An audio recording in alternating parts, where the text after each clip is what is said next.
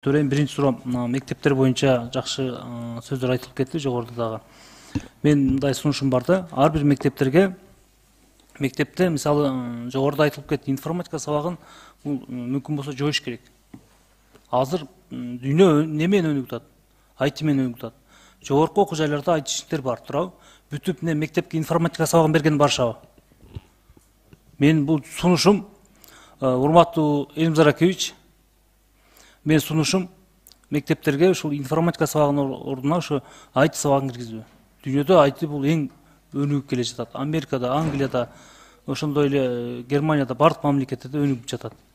Биз ошол менен мисалы ошол сабакты киргизе турган болсок, биздин окуучулар бир мектептен 5 эле окуучу айтишник болуп чыга турган болсо, бир мектептен 5 эле окуучу жылына. Ошондо бизде Кыргызстан боюнча канча болот? 10 000 окуучу болот, туурабы? Эң аз 10 000 окуучу жылына айтишник бүтөт. 10 жылда 100 000 болот. Алар эмне кылат? Россияга же башка жака барбайт, үйүндө отуруп акча табышат.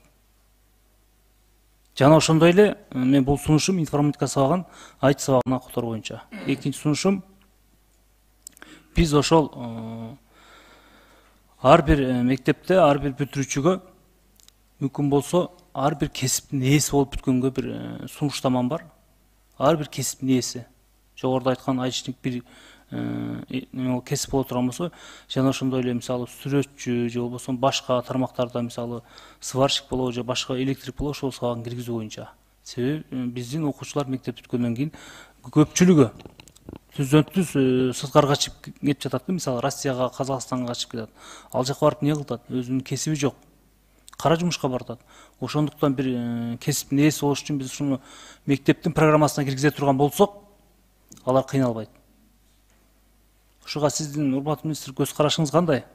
Анан жана жогоруда айтып кеттим, мектептерге информатика сабагынын ордуна IT сабагын киргиз, айтишник боюнча киргизүү боюнча мен сунуштайм.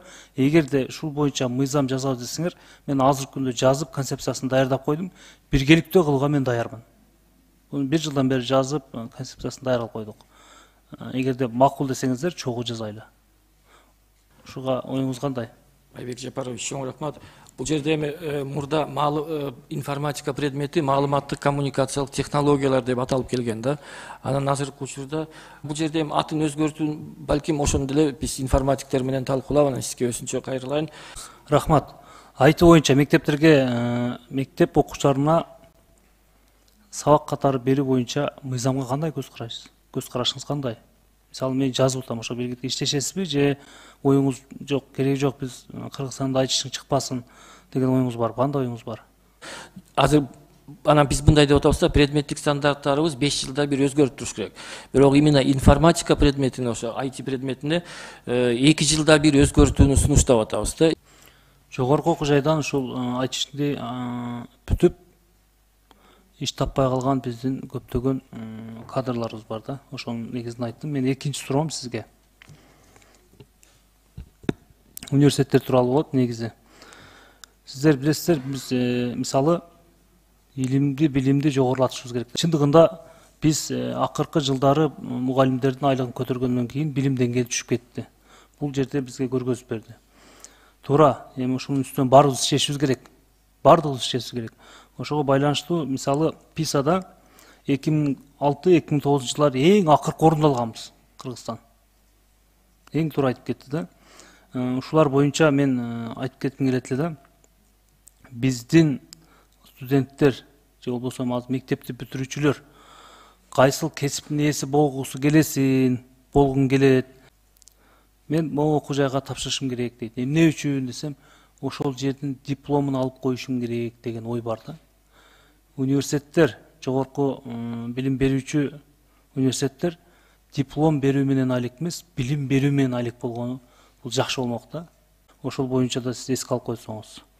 Жана ошондой эле бала бакчалар боюнча, ваучерге өтүү боюнча оюңуз кандай? Ваучерге.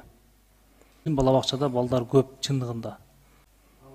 Ваучер маселесин талкуулап атабыз. Мына бир 2 күн мурун, 2 күн мурун ошо токтом долбоорун даярдап, ошонун үстүндө иштеп атабыз. Келечекте мектептерге да киргизесиңерби? Мектептерге азырынча проблемалуу болуп атат, себеби аны дагы ойлонушубуз керек. Мисалы бир бала бакчада нормадан 2 эсе, 3 эсе көп барган бала бакчалар көп да. Мисалы, бир бала бакчага барган балага 2 метр квадрат тур келиш керек да. Ошого ылайык болуш керек. Азыр мисалы бир класста 20 окуучу отурган болсо, азыркы күндө 45-50 болуп кетет. Эгерде биз ваучер бере турган болсок, ошо баланын санына карап айлыктар да көтөрүлөт да. Айлыктары. Ошо менен бала бакчада ошондой болот да. Мисалы, ошол эле мугалим 2 эсе, 3 эсе көп баланы окутат, ошол айлыкты алып атат да. Жетишпейт да аларгачы, билим бергөчү. Ошондуктан ошол ваучерди карап койсоңуз, бул эң киргизсек эң жакшы нерсе болот. Жана ошондой эле мисалы биздин Кыргызстан боюнча азыр илимдердин доктору 1000ден ашык, 1072 так саны. Жана ошондой илимдердин кандидаттары бар 4243. Туурабы? Bizde misалы илимдердин кандидаты докторлор бар, бирок башка мамлекеттер окшоп бир ачылыш болду, медицина тармагында же болбосо айыл чарба тармагында. Илимдер академиясынын жаңы президенти менен да сүйлөштүк. Көптөгөн ачылыштар болуп атат ошо Илимдер академиясында. Чоң ачылыштар боло элек. Мен көрө элекмин. Элди кыдырып жүрөбүз, көргөн жокмун. Чындыгында чоң ачылыштар боло турган болсо, биз угат болчубуз, билет болчубуз. Жана ошондой эле эмне үчүн айтып жатам? Биздин ошол билимибиздин деңгээли жогоруда айткандай төмөндүгүнө байланыштуу чоң ачылыштар чыкпай атат. Ачылбай жатат да.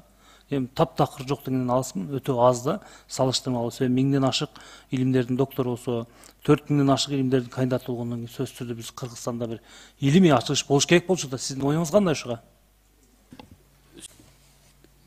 Көптөгөн каражаттар керек болуп атат. Рахмат.